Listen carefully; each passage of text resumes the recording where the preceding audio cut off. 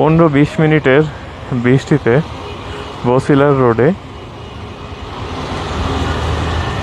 দেখেন কি অবস্থা, কঠিন জলাবদ্ধতার সৃষ্টি হয়েছে।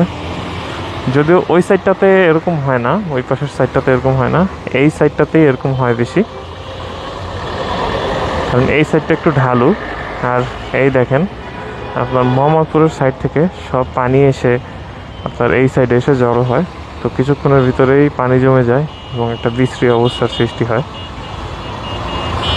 তো এইখানে ড্রেনেজ সিস্টেমটাকে যতদিনে ঠিকঠাক অবস্থায় নিয়ে আসা না হবে ততদিনে এই রোডের এই সমস্যাগুলো দূর হবে না, এবং রাস্তা যতটুকু রিপেয়ার করা হয়েছে সেটাও দ্রুত নষ্ট হয়ে যাবে।